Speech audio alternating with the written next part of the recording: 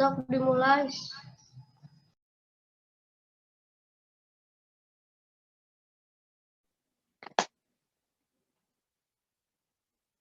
Assalamualaikum warahmatullahi wabarakatuh. Kami dari kelompok 5, yaitu kelompok Gundala, akan mempresentasikan tentang kasus HAM atau hak asasi manusia. Kelompok kami terdiri dari Nur Fitria Rohmah dan saya sendiri Sri Ajeng, ada Yoke Hana dan Rifki Ardiansyah, ada Hiban, ada Bilkis Putri, dan Julia Imansyah. Next.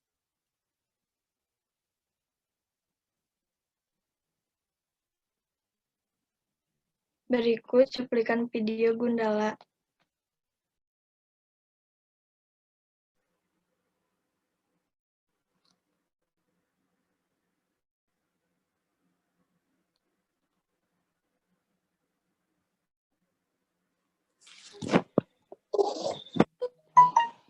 Fitri, maaf gak ada suaranya.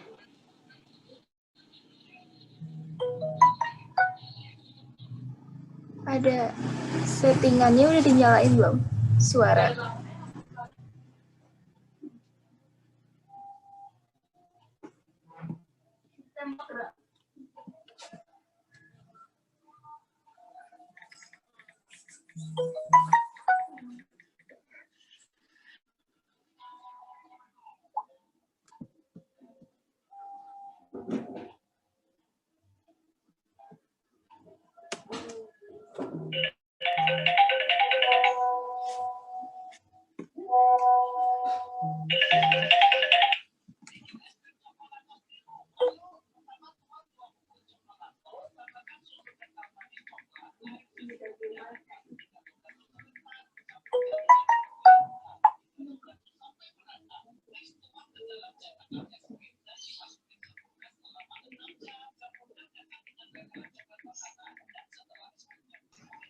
Ini caranya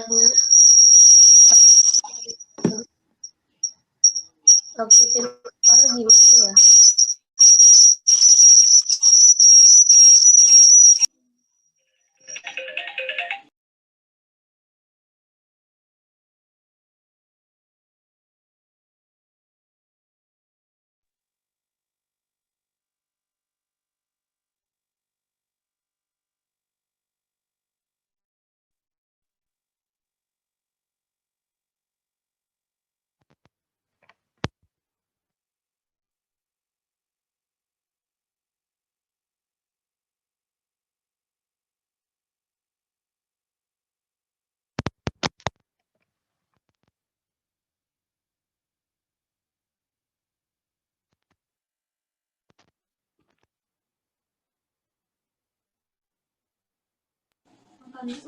Di atas settingannya yang hijau ada aktifkan suara. Nah itu.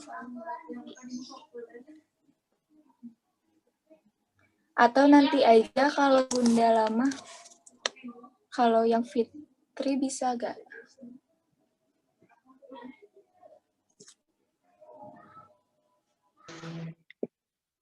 Jadi mau dilewat dulu yang Gundala. Nanti aku kirim di grup aja ya.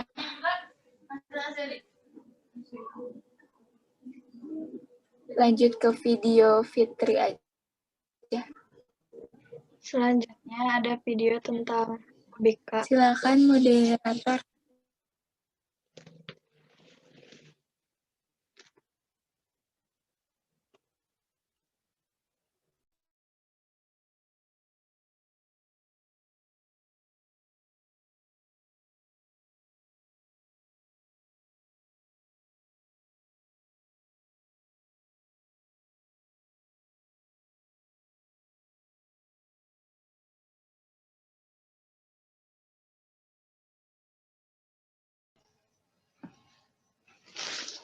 Di sini ada latar belakang dari kasus KBK ini.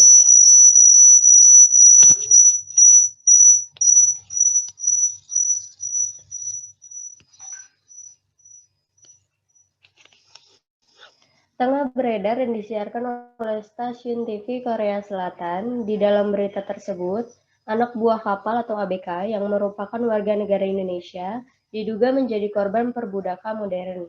Pada ABK itu berada di kapal Longxing 629 milik Cina. Mereka disebut-sebut sebagai korban pelanggaran hak asasi manusia ketika bekerja di kapal tersebut. Video yang kita lihat ini adalah pelarungan jenazah yang termasuk pelanggaran hak asasi manusia warga negara Indonesia yang bekerja di kapal Cina. Untuk mengetahui perkembangan kasusnya, mari kita analisis dan kita bahas di presentasi kali ini. Next.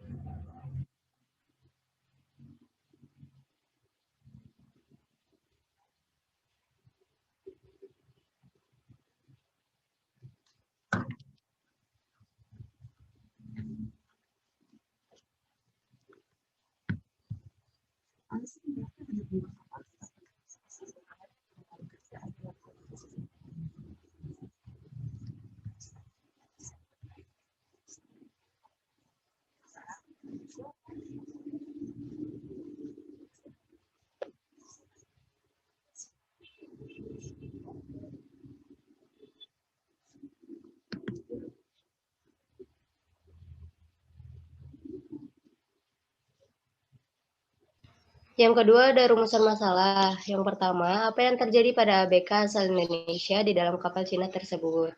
Yang kedua, mengapa ABK asal Indonesia diperlakukan tidak adil di dalam kapal tersebut. Ketiga, bagaimana bisa jasad mereka dibuang begitu saja ke laut. 4. Mengapa pihak Cina tidak menghormati kontrak di surat pernyataan yang telah dibuat. 5. Apa alasan ABK asal Indonesia berminat bekerja di kapal asing asal Cina tersebut?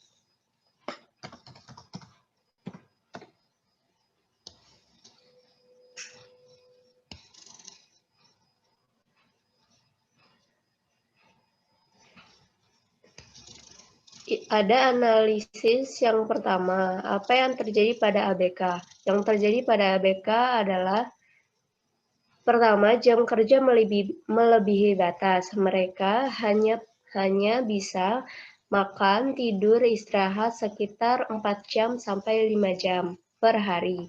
Gaji yang tidak sesuai dengan apa yang mereka kerjakan. Ketiga, tidak mendapat fasilitas medis ketika mereka sakit atau kecelakaan, tidak ada dokter dan tidak ada yang menangani. Paspor mereka ditahan, dan yang terakhir pelarungan jenazah. Mengapa ABK diperlakukan tidak adil? Karena para ABK memiliki kekurangan atau ketidaktahuan mengenai informasi yang mereka dapat. Kedua, pihak Cina ingin mendapat keuntungan dengan pengeluaran yang sedikit.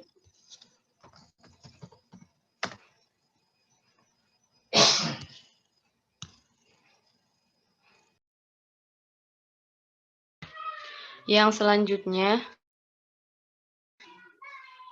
analisis ketiga yaitu bagaimana bisa jasad begitu saja dibuang ke laut.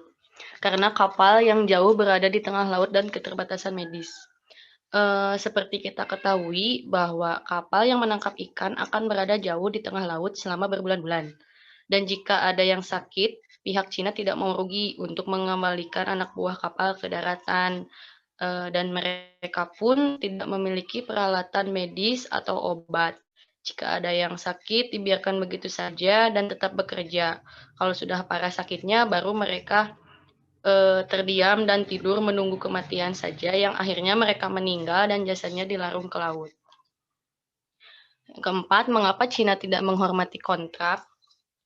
Jadi ada hasil investigasi MBC yang menyatakan bahwa kapal ikan tuna ini prakteknya justru menangkap ikan hiu yang berada dalam kepunahan, yaitu memotong siripnya lalu dijual di atas kapal lain. Hal ini sudah membuktikan bahwa bagaimana Cina mau menghormati kontrak jika yang bersangkutan sejak awal sudah bermasalah, memiliki catatan hitam dalam perusahaannya. Ini juga bisa menjadi alasan mengapa kapal tidak ingin menepi ke daratan. Selain tidak ingin menanggung biaya, mereka juga tidak ingin mendapat masalah jika di negara mereka mendarat, mereka kedapatan menangkap ikan hiu.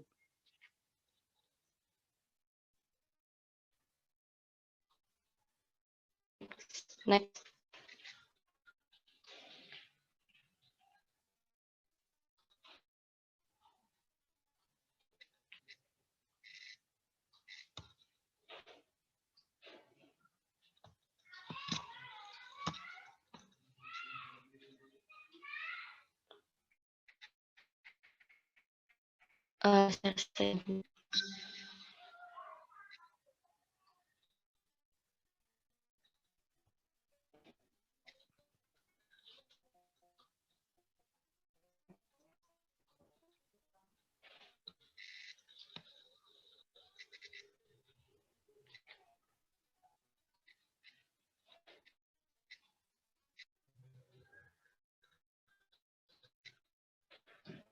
Dalam janjian mereka akan mendapatkan upah sebagai $100 per bulan.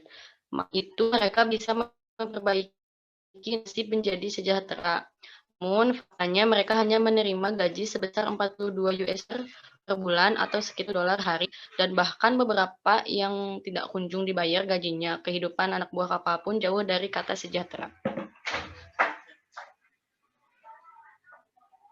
Next.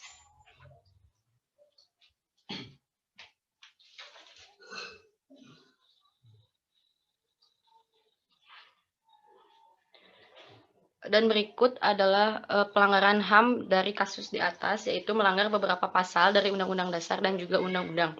Yang pertama ada Undang-Undang Dasar Negara Republik Indonesia tahun 1945, pasal 28A yang berbunyi, setiap orang berhak untuk hidup serta berhak mempertahankan hidup dan kehidupannya. Sudah jelas dalam kasus bagaimana setiap orang akan mempertahankan kehidupannya jika dalam kehidupannya pun mereka tidak memiliki fasilitas yang layak. Yang kedua ada pasal 28D ayat 2 yang berbunyi, setiap orang berhak untuk bekerja serta mendapat imbalan dan perlakuan yang adil dan layak dalam hubungan kerja.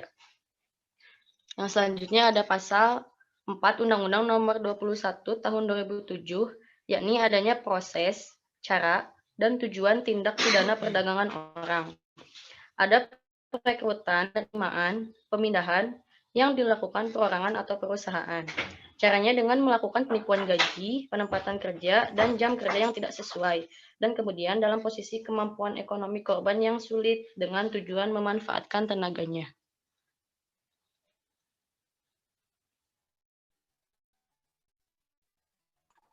Next. ada dampak positif yang setiap ada permasalahan ada hikmahnya gitu. Jadi yang pertama itu, jadi kita itu lebih tahu kalau hal seperti ini masih terjadi gitu. Jadi menambah wawasan juga dan lebih membuka mata lagi kasus-kasus seperti ini. Terus yang kedua, dunia menjadi lebih tegas menyikapi akan hal terkait seperti ini. Kan jelas ya. Jadi kalau sudah ada kasus ini, dunia kan tuh akan lebih tegas. Intinya tuh tidak ketika merasa jangan sampai jatuh ke lubang yang sama. Jadi jangan sampai kasus seperti ini terulang lagi. Yang ketiga, berkembangnya solidaritas antar manusia. Ini jelas ya, setelah tentu ABK ini bakal terikat gitu batin ataupun fisik mereka untuk memerantas hal ini. Kayak manusia Indonesia geram bersama-sama untuk menentang kasus ABK ini. Pemerintah lebih selektif lagi sama dengan pihak Cina. Ini dari Kementerian Ketenagakerjaan ya. Jadi bakal ada pengetatan lagi terhadap ABK yang bakal bekerja di Cina. Ya. Terus yang kelima, pemerintah memperketat pengawasan terhadap WNI yang bekerja dan jadi migran luar negeri. Jadi udah disampaikan, jadi bakal ada supaya akan terjadi kayak nggak tahu apa-apa ntar di laut kan tidak gitu ya. Terus yang keenam, jadi pelajaran agar kasus seperti ini tidak terulang lagi. Next.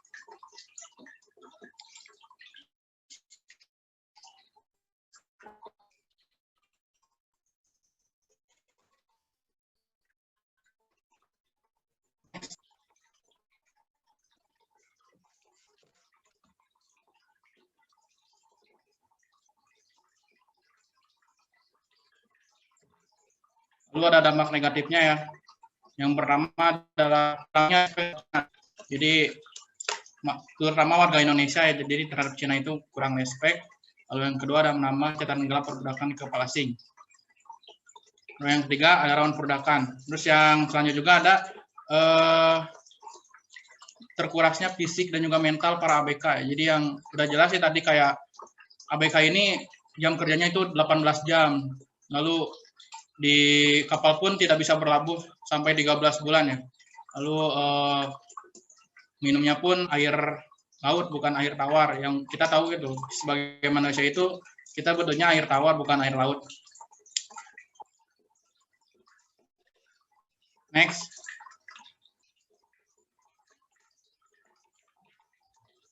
Jadi kesimpulannya adalah pelanggaran hak asasi manusia yang dari para kapal penangkapan ikan di Cina adalah eksploitasi manusia atau perbudakan. Jadi kita ini seolah-olah ke zaman dahulu ya, zaman sahabat Nabi gitu, di mana perbudakan itu masih ada di jalan dia meskipun memilih sudah jelas melarang gitu. Atau pada masa Dendels itu perbudak warga negara Indonesia untuk ngecor jalan itu. Jadi yang harus tanggung jawab itu ya agensi yang ngirim WNI dan perusahaan kapal tersebut. Paling segitu saja di kesimpulan. Next.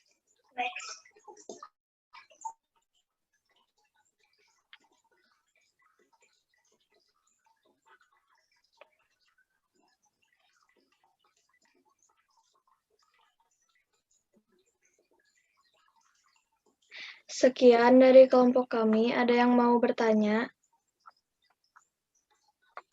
Ada yang ingin ditanyakan?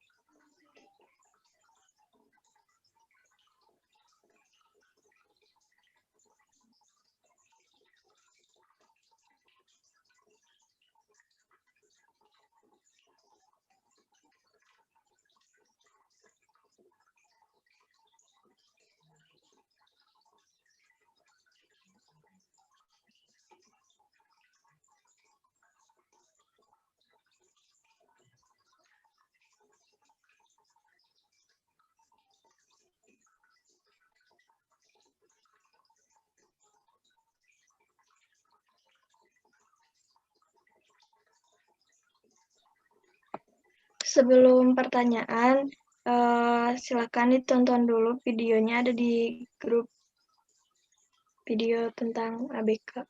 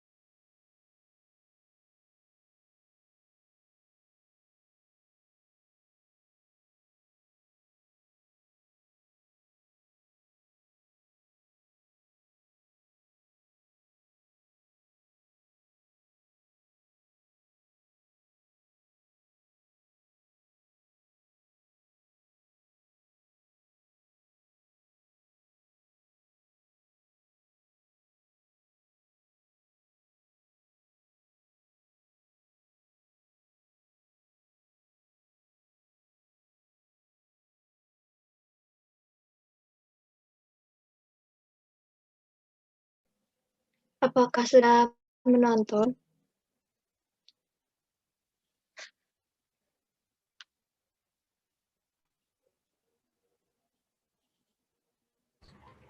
Udah. Ada yang mau ditanyakan nggak?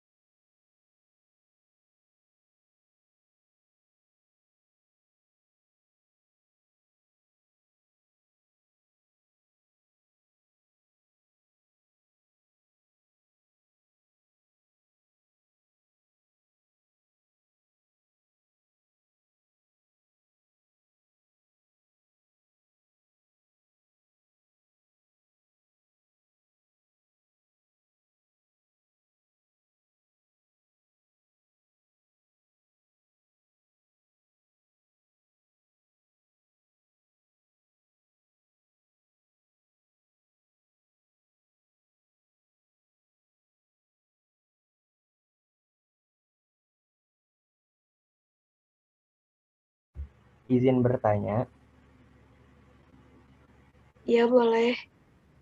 bagaimana kelanjutan kasus ABK tersebut dan apa respon pemerintah terhadapnya? Terima kasih.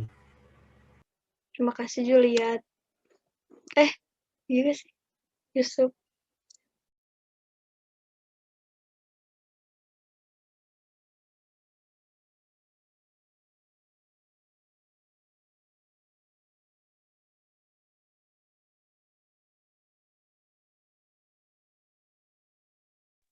Izin bertanya boleh nggak?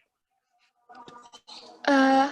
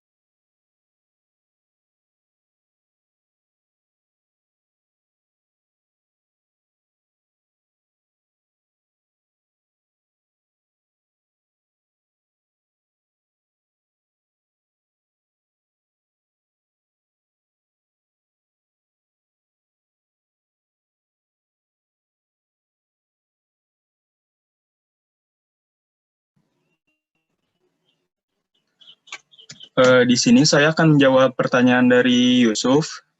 Bagaimana kelanjutan kasus ABK ini? Dan bagaimana respon pemerintah terhadap kasus ini? Jadi, kalau dari pemerintah Cina-nya tuh udah menegaskan komitmennya untuk menyelidiki kasus perlakuan tidak manusiawi yang diterima para ABK dari Indonesia ini. Mereka juga langsung berkomunikasi dengan si pemilik kapalnya langsung. Sementara kalau dari pemerintah Indonesia-nya dari pemerintah Indonesia, mereka melalui perwakilan di Selandia Baru, lalu Republik Rakyat Tiongkok dan Korea Selatan, maupun dari pusatnya memberi perhatian serius. KBRI dari Seoul juga tengah mengupayakan pemulangan jenazah awak kapal yang berinisial E yang meninggal dunia di Rumah Sakit Busan karena pneumonia. Selain itu, 20 awak kapal lainnya diketahui tetap melanjutkan bekerja di kapal tersebut. Jadi ya si pemerintah Indonesia juga ya udah mengkonfirmasi kebenaran tentang ABK WNI ini. Jadi semuanya udah diusut tuntas baik dari pemerintah Indonesia maupun dari pemerintah setempat baik Cina, Korea, dan lainnya. Bagaimana Yusuf? Apakah sudah menjawab? Sudah, terima kasih. Ya, sama-sama.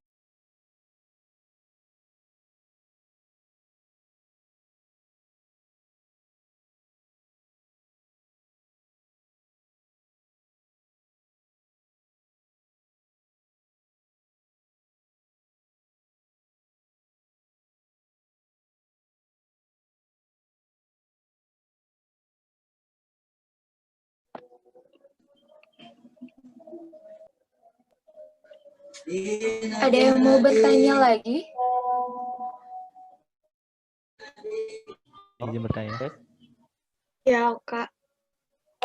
Jadi pertanyaan itu, kalian ada solusi nggak misalnya buat para pekerja di sana yang udah terlanjur terjun ke pekerjaannya itu gitu loh. Maksudnya pasti masih ada saja para pekerja atau ABK yang masih diperlakukan seperti itu. Kalian ada solusi nggak bagaimana cara mereka mengatasi hal tersebut? Baik, terima kasih, Oka.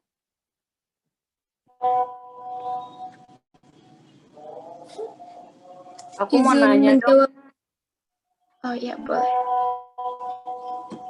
Aku Bagaimana nanya dulu. sih, Ajeng? Boleh. Iya, soal HAM di Indonesia ini kan Suaranya putus-putus.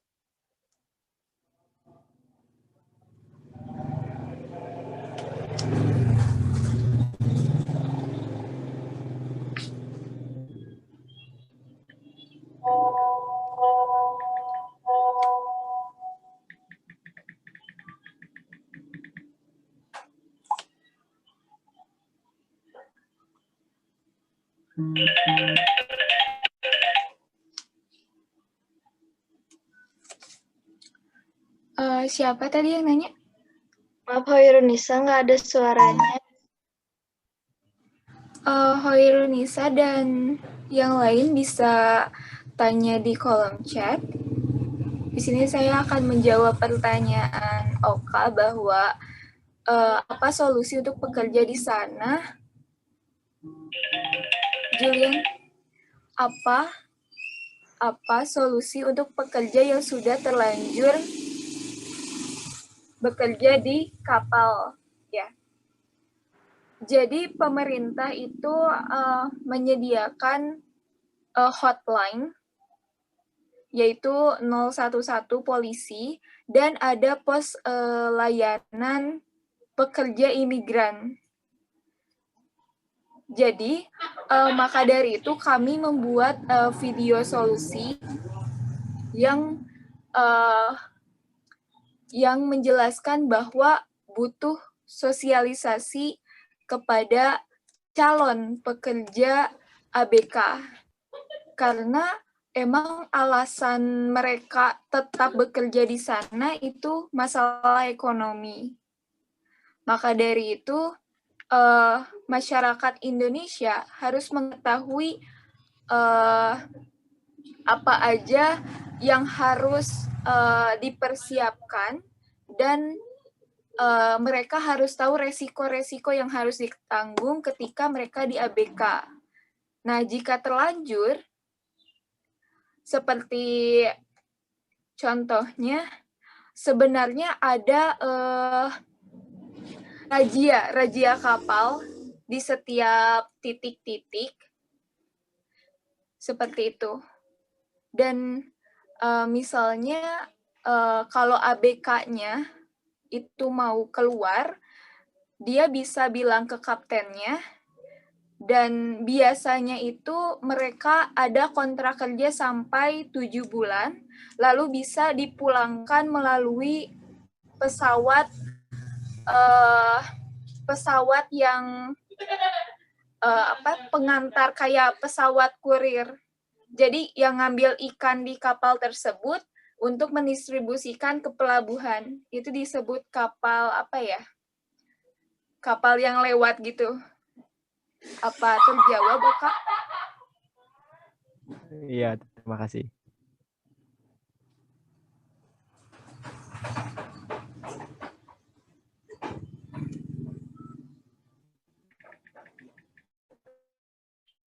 Kan teman-teman yang ingin menambahkan,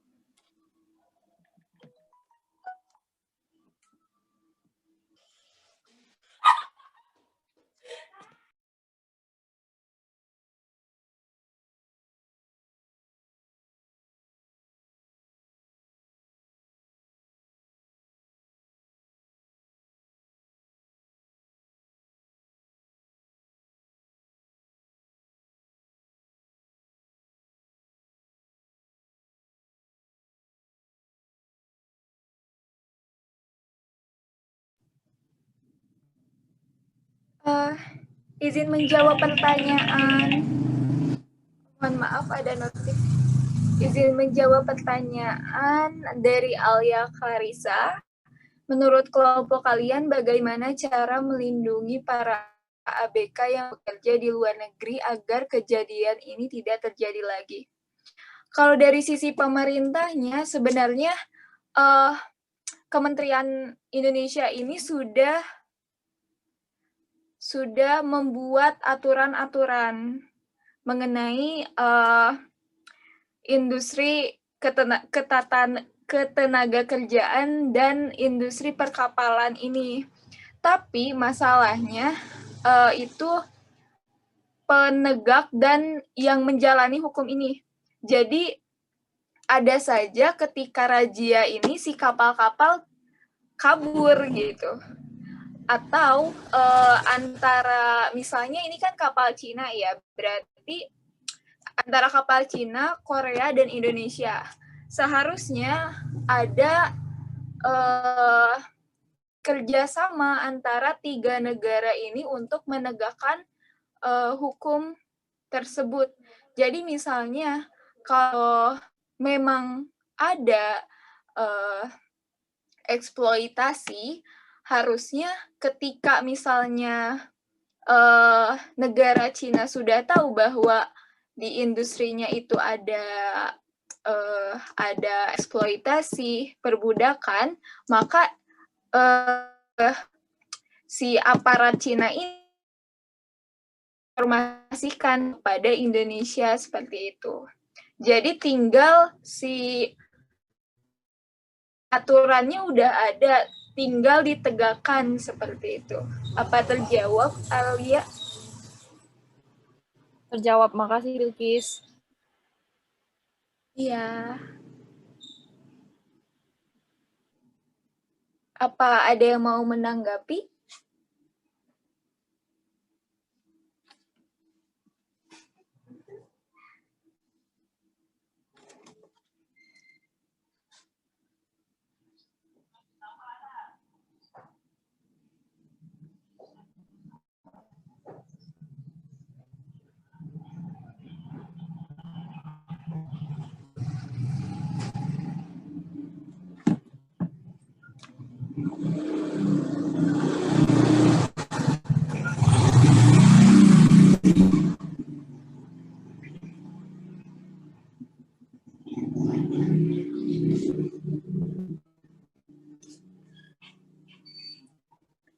Pertanyaan selanjutnya dari Nurizka. Jadi kalau kru kapal laut ini misalnya meninggal di atas kapal, dia dibuang ke laut, itu biasanya agar si jasad tidak membusuk dan menularkan penyakit ke kru lainnya yang masih sehat. Karena kan kapal itu berlayarnya berbulan-bulan. Jadi menurut kalian, kalau misalnya di kontrak kerja itu sudah tertulis, misalnya konsekuensi itu dan memang si krunya itu menyanggupi, apakah nanti saat kru ini dibuang ke laut saat masa kerja, karena untuk memotong penularan penyakit ini akan tetap menjadi kasus pelanggaran HAM.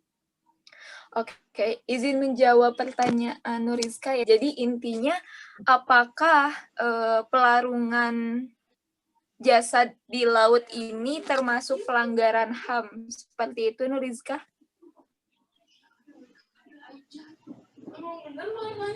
Iya ya, kayaknya ya. Iya, betul ya. Jadi gini, sebenarnya pelarungan di laut jenazah di laut itu sudah dianggap normal di industri perkapalan. Kenapa? Karena yang disebutkan Nurizka tadi, kalau jasadnya tidak dibuang, maka akan membusuk. Nah, sebenarnya ada langkah lain atau cara lain untuk menyimpan atau menghadapi adanya kematian atau jenazah di kapal. Jadi langkah yang dibuang ke laut itu, pelarungan, sebenarnya langkah terakhir yang bisa dilakukan. Karena itu sah-sah aja. Sebenarnya jenazah itu kalau misalnya yang cara pertama, jenazah bisa disortir ke kapal lain dan dibawa ke pelabuhan. Yang kedua, jenazah bisa disimpan di kulkas bawah kapalnya. Tapi jika memungkinkan bisa atau tetap aman dibawa ke darat. Tapi masalahnya kalau misalnya kelamaan ditaruh di kulkas, pasti kan jadi sumber penyakit ikannya atau pekerja-pekerja di sana. Maka langkah terakhir itu dibuang ke laut. Nah, biasanya kalau misalnya di awal-awal sebelum kerja di kapal, di kontraknya itu tercantum bahwa pekerja harus menyanggupi jika terjadi seperti itu dengan misalnya ada uang ganti yang dikirim ke keluarganya atau perjanjian lainnya. Kemudian jadi sah-sah aja sebenarnya, bukan pelanggaran HAM. Karena itu memang industri kelautan tuh seperti itu. Apakah terjawab, Nurizka? Terjawab, Bilkis. Terima kasih ya penjelasannya.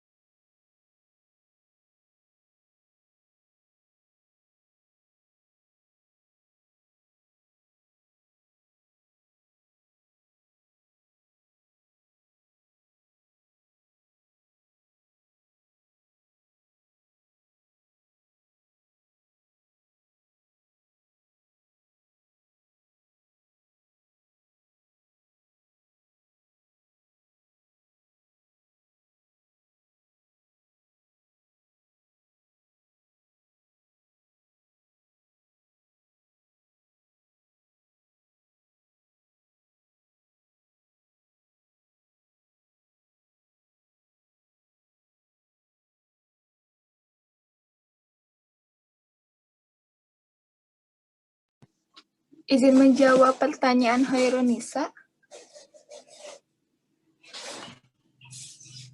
Sebentar.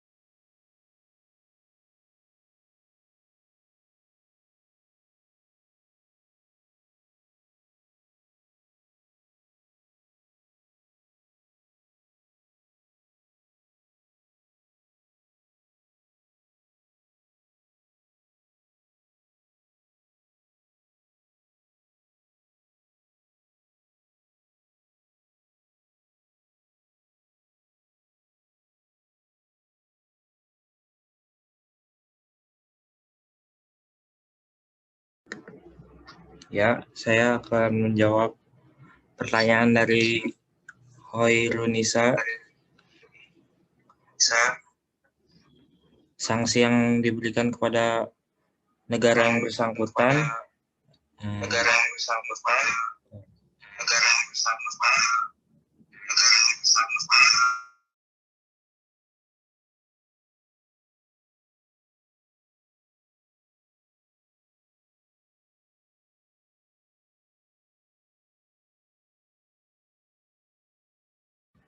Sanksinya bisa berupa pidana.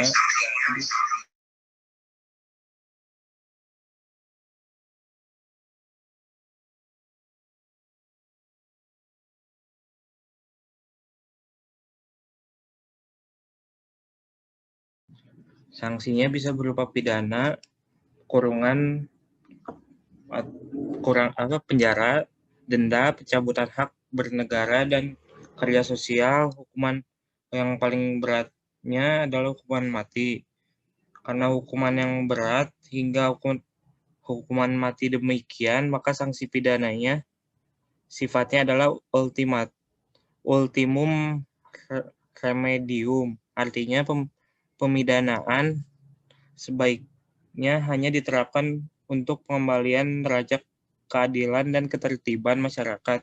Dan jika hanya hukuman administratif atau perdata sudah tidak lagi memadai sebagai sanksi kepada pelaku pelanggaran. Mungkin teman-teman ada yang mau ditambahin jawabannya?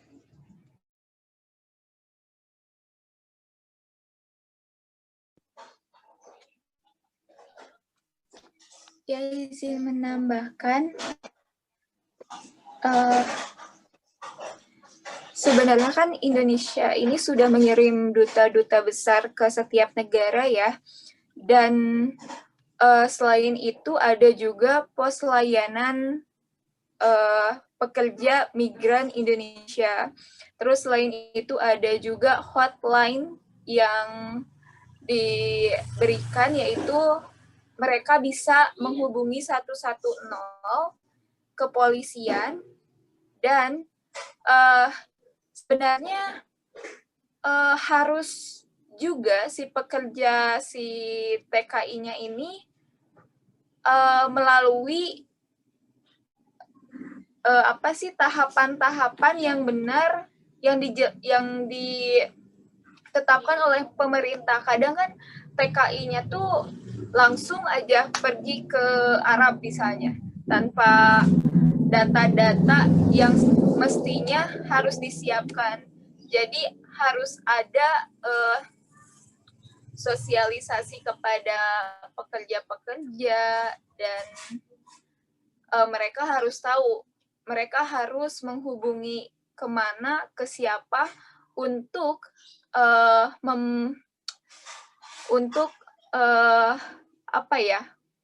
untuk menyiapkan diri mereka di negara orang tersebut, seperti itu.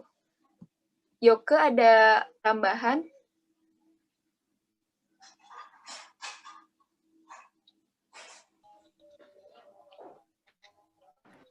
Maksud Bilkis itu harus TKI yang legal gitu ya, bukan yang ilegal. Iya, iya betul. Nah, iya, saya akan menambahkan. Iya. Jadi kan kata Indonesia itu sudah sering banget terdengar dari negara kita sendiri, sistem perlindungan seperti apa. Jadi ini tuh bukan sepenuhnya kesalahan dari sistem perlindungan negara kita. Kembali lagi ke tenaga kerjanya yang tadi disebutkan oleh Bilkis, itu kan yang legal ya. Kan banyak juga dari Indonesia tenaga kerja yang ilegal atau imigran, jadi mereka itu nekat untuk bekerja ke luar negeri tanpa sepengetahuan dari pemerintah negara Indonesia kita sendiri. Jadi kalau terjadi suatu pelanggaran di sana, yaitu pemerintah Indonesia itu gimana mau melindungi mereka kalau mereka sendiri nggak tahu ternyata ada warga negaranya yang bekerja tanpa sepengetahuan. Jadi pemerintah juga kecolongan oleh si TKI yang nekat jadi imigran gelap ke luar negeri.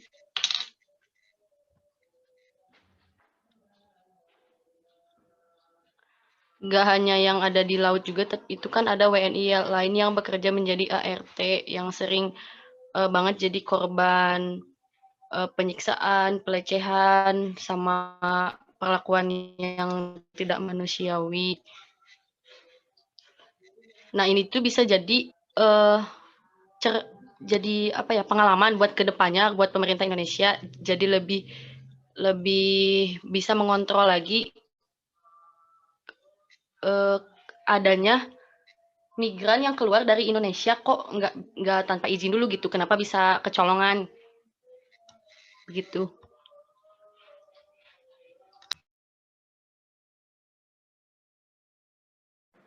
Iya, biasanya yang ilegal juga karena ada kayak yayasan yang ngirim mereka secara ilegal gitu kan, atau kayak apa ya, pusat kerja apa ya, ya semacam yayasan kayak gitu, itu harusnya dapat sanksi juga dong dari pemerintah karena dia mengirim orang gitu secara ilegal. Ya, ada beberapa belum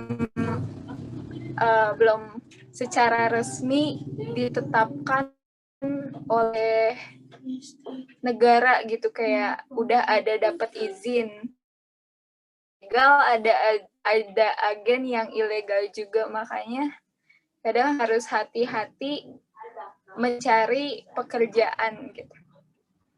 Udah, Ajeng, lanjut. Bagaimana Hoirunisa, sudah terjawab?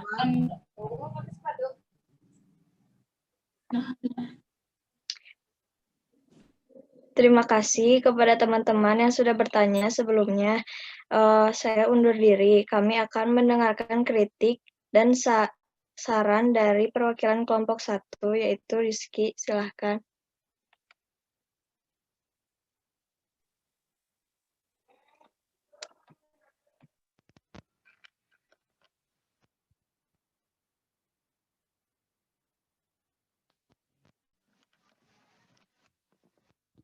Tes. Baik, terima kasih kelompok 5 atas presentasinya. Sejujurnya kasusnya yang dibahas sangat menarik ya, kasus ABK. Kasus ini terjadi belum lama ini. PPT-nya juga menarik, bagus. Tetapi sayangnya kerjasama timnya kurang dan seperti tidak memahami teknis membawa kunjung.